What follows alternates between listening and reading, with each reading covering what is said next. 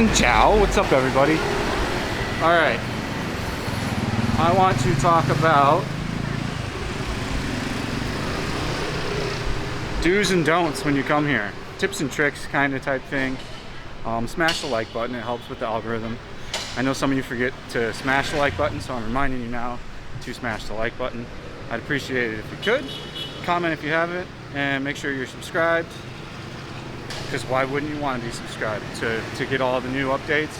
You know, I do 2 videos a day. I sporadically go live, so if you want to catch all that stuff, you got to be subscribed. All right, so yeah, we'll do a bunch of tips and tricks. It seems those are, you know, I did a lot of these videos a long time ago, like when I first got here,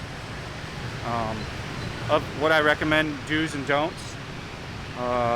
Yeah, so let's just get into it. First thing is your personal goods and belongings when you're out and about walking around.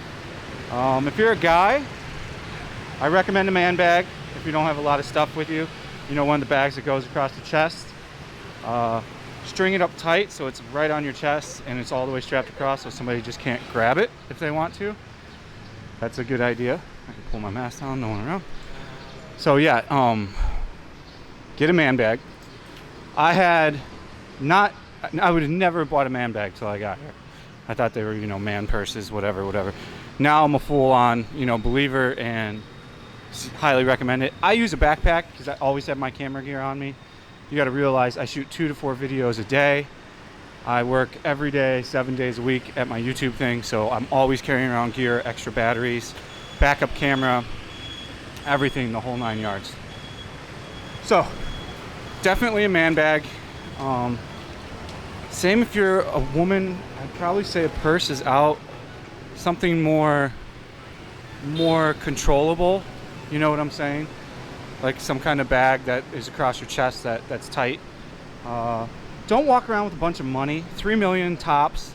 If you do have a man bag, hide it in different areas. Like only show $1 million usually at one time. Hide the rest of the 2 million in the bag. This helps with, like, if you don't know the language and you're new getting here and you don't know much, this helps with getting ripped off. So if they see you have a lot of money, they tend to maybe go higher on the price, especially on a place like Benthon and stuff like that. When you cross the street or when you're out and about walking, if you're going to use your phone, go over to like a sidewalk area like this, get closer like over here, then use your phone in the right hand, and no motorbike can come up and steal it. You're very susceptible to getting like your stuff stolen if you go out over here.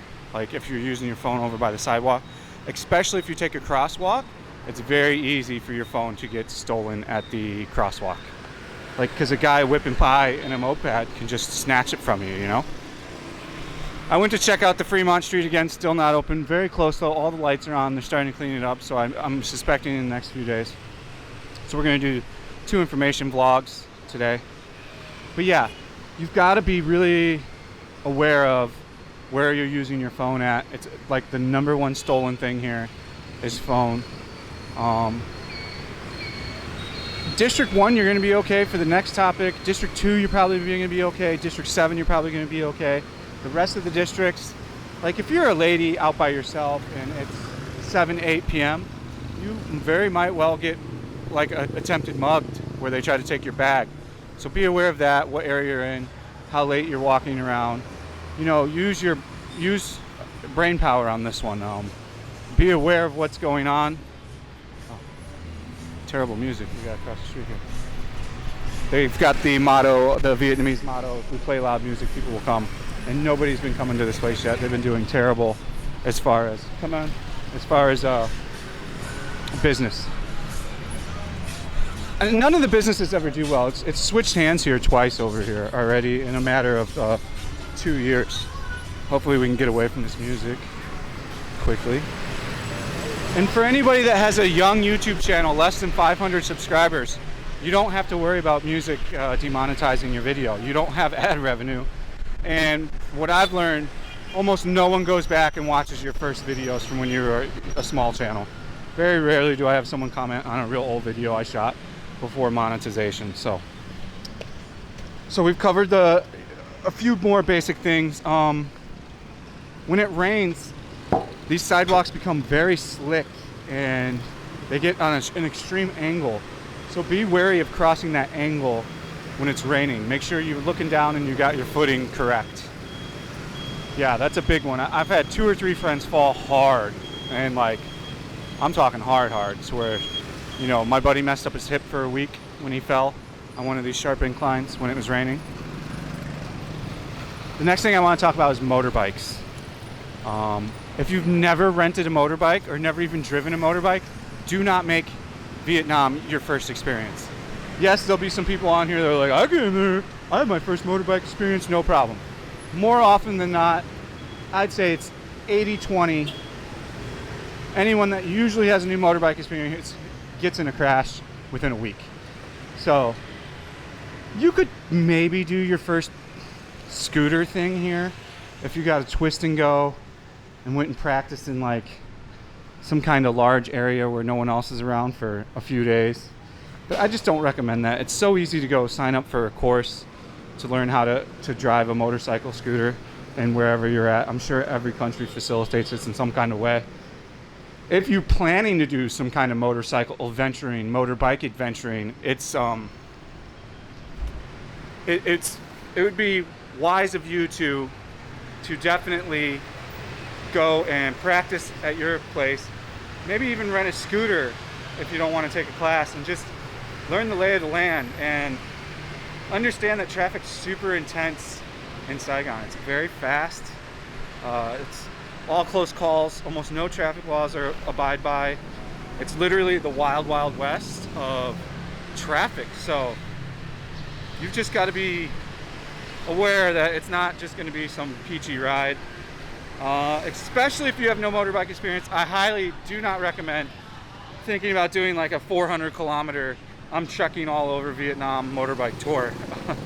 Absolutely terrible idea. People do that, and people get injured doing that. You know, it's the 7th or 8th leading cause of death here is motorbike accidents after cancer and all that stuff. So it's not something, in my opinion, that you should do on your first trip. Now, if you're moving here and you didn't take my advice and have no motorbike advice, I would recommend getting a twist and go, taking your time, going out for like, 20 minutes one day, 30 minutes the next. Like, build up your confidence on what you're doing.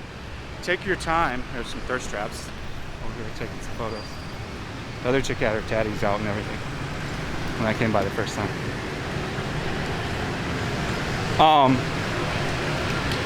So yeah, I mean, don't be in a hurry to be some kind of motorbike adventure guy, especially if you don't have any experience on a motorbike.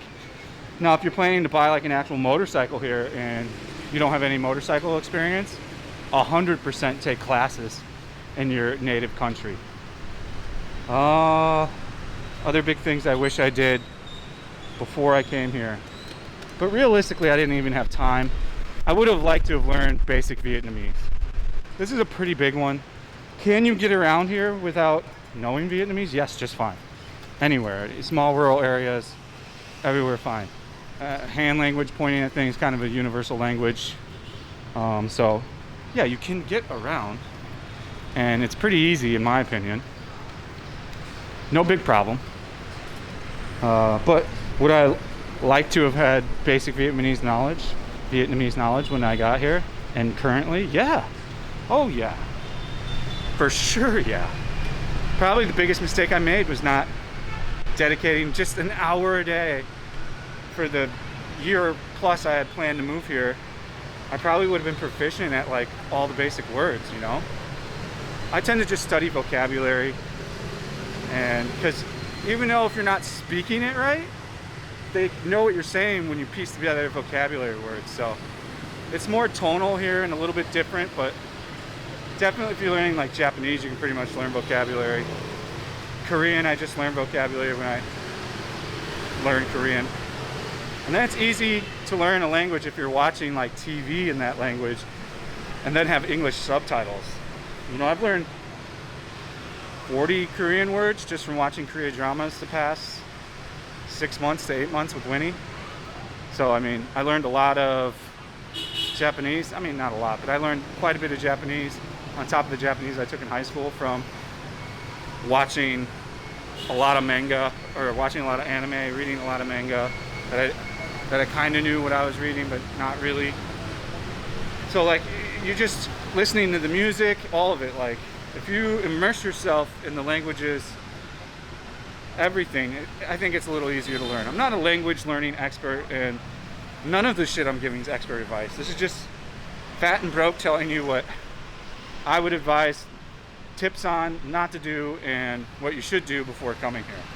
I'm not the gold standard of anything. And there's people that probably explain this stuff way better and probably talk way better than I do. But you know, I'm just a guy trying to help people out. Walk everywhere, especially your first month. I had no interest to rent a motorbike my first 2 months here. I didn't care less because I just walked everywhere. If you're a fat guy and you sweat a lot, or you just sweat a lot, bring 2 or 3 shirts in a backpack. Who cares? Take some wipes with you. Every few hours, go find a public bathroom, wipe your shit down, change shirts, you're good to go. It's not that big of a deal.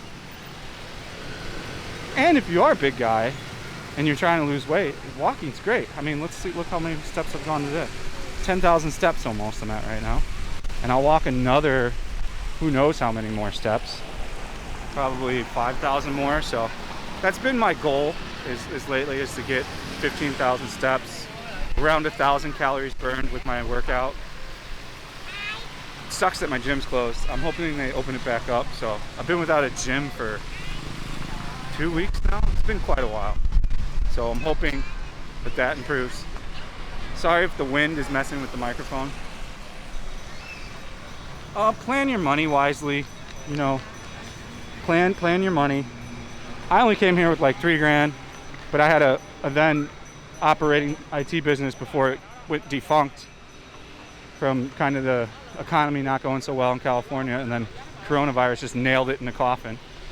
But yeah, you should plan on, if you're going to live in a nice area like D1, D2, D7, and you're going to go out and you're going to drink and you're going to party and you're going to do all that stuff, you need a cool $2,000 a month with your rent and all that. Another thing to consider is your visa. Everybody worries so much about the visa and like the cost of it. It's not that bad actually. You know, the 1-year tourist visa, when they'll start to reissue them again, is $250, $260 if I remember right. And you had to check in every 90 days, get your stamp redone, which isn't that big of a deal. People act like it's the biggest deal in the world. It takes like 40 minutes out of your day at the immigration office. Nothing crazy there. You don't have to do border runs. I don't know where that came into play. Some visas you do, it depends on your country, but none of that applies now because none of these visas exist. The only visa that exists right now is an expert visa. So I guess let's just focus on the expert visa. You know, getting here costs a bunch. Average is $3,500, $4,000 with like everything. Like flight, paperwork, all that stuff. And then, yeah, so focus on that. I'm not going to talk about visas that don't exist anymore, that aren't issued anymore. I don't know if they'll ever go back to that format of visa. But if you did get here beforehand and you were on a tourist visa, you know, you can renew every 90 days for $300, $350, depending on the agency after the 1 year is up. So yeah, it's a little pricey, but it's totally possible to completely stay here on a tourist visa. If you're going to do business here, definitely get the business visa. If you know you're going to do business, get the business visa for sure.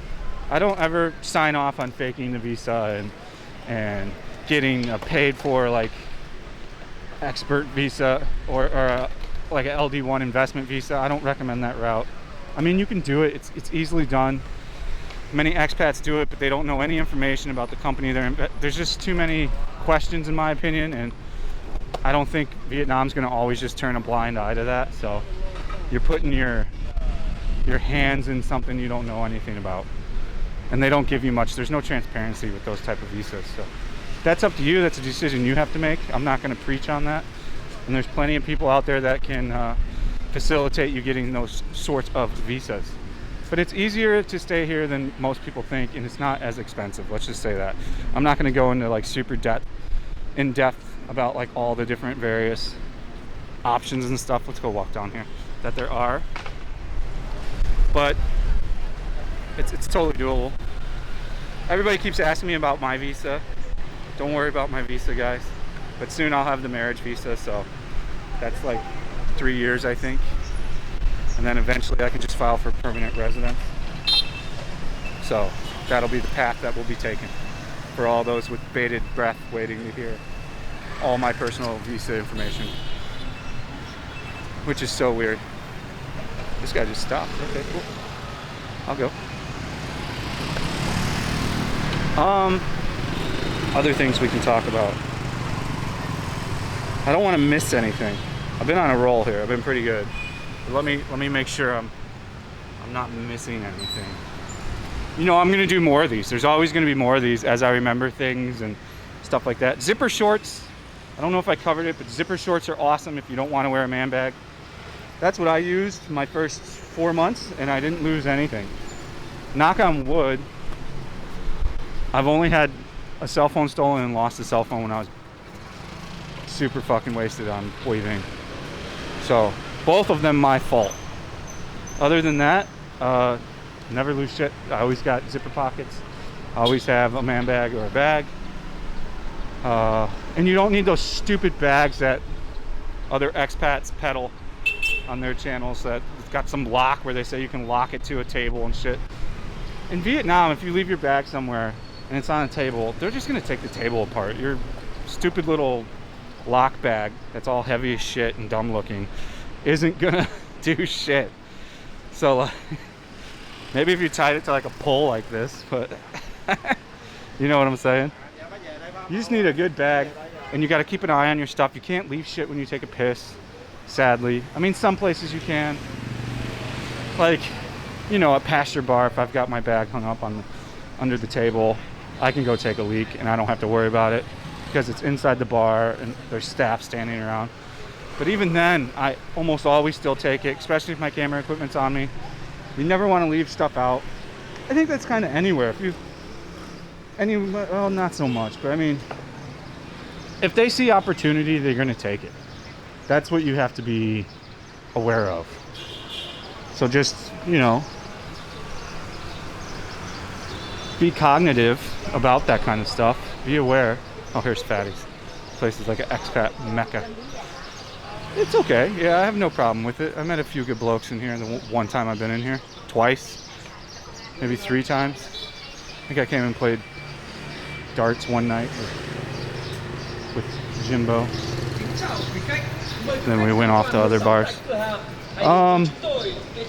Other tips, bars. You can easily spend way too much money at a bar, and you can get too wrapped up into it, and you can become a hardcore drinker and a hardcore smoker. You've got to really be, since it's so okay here as a culture, you got to check yourself. You can wreck yourself the first 3 months you're here, but after 3 months, you've got to check yourself. You've got to be like, I can't continue to sustain this lifestyle. It's not healthy and it's not cost effective. You got to kind of come up with like a schedule. Like I go out like once a week, maybe once every 2 weeks, sometimes 2 nights in a row, and I'm good for 3 weeks, 4 weeks, you know? And I go out with a select group of friends that are, you know, we don't go overboard. We don't spend too much. We go home at a reasonable hour. So stuff like that. Is there anything else? I mean, you want to set up a bank account here. Of course, it's really easy to do. It's as long as your visa is.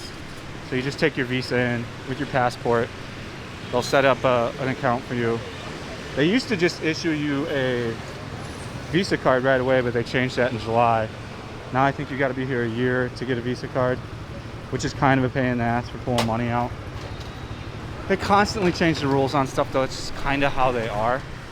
All right, guys, I can't think of anything else to say. I don't want to just fill time. It's a pretty long video. I hope you guys enjoyed it. Smash the like button. See you on the next one. Peace out.